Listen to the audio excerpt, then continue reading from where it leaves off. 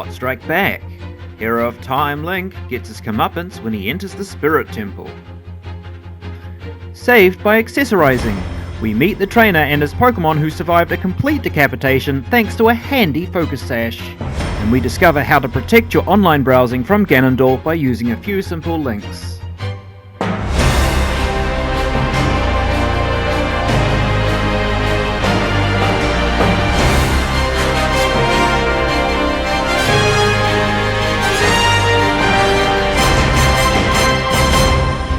This is the Mews, with your host, a floating pink cat.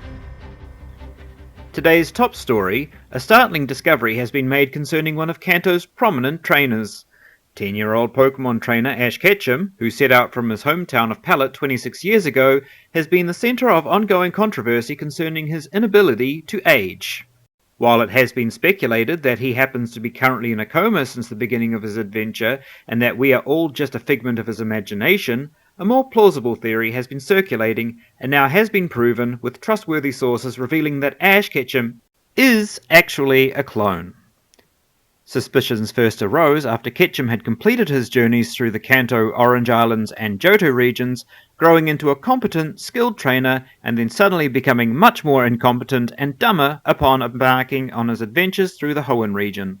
Since then, every time Ketchum has completed his adventures through a region or two, he is subsequently replaced with a new clone, while the previous is destroyed. Doing so means that the slate is essentially wiped clean, and he is effectively 10 years old indefinitely. The memories of the former copy is transferred into the new copy, although this technique is not perfect and holes in the memories can occur. Of course, this may be carried out in this way on purpose, in order to prevent the clone from becoming aware of what is happening. To further throw off anyone who might become suspicious, the clone is sent into the world with a new set of clothing to act as a red herring and distract anyone who might discover this secret with pretty new threads. While it seems unlikely at first, due to a number of others in his life seemingly not aging, findings have concluded that anyone who has contact with Ash Ketchum at one stage of his adventures and then reunites with him at a later point is also subject to the process of cloning, with the original being eliminated as to not raise suspicions. While some have argued that such a scheme would be highly impossible on such an enormous scale, the nature of Ash Ketchum's adventures from one region to the next means only those who are most prominent in his life, or those who re-enter his life at a later date, are subject to this process, given that the majority of the population will never meet him in the first place, and those who do will likely never encounter him again. Overall, this discovery has shot down other theories that have been making the rounds, such as Ash Ketchum being a demon, or that he is in a coma and just cannot wake up. In other news, a young man dressed in green carrying a sword and shield has recently arrived in the world of Pokemon.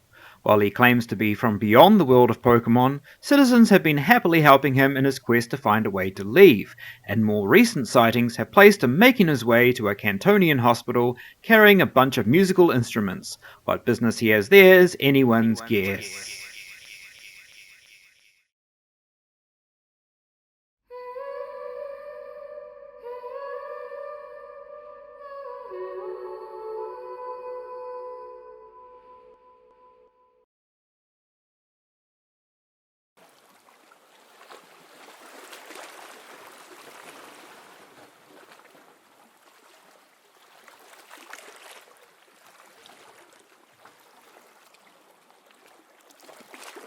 Hello.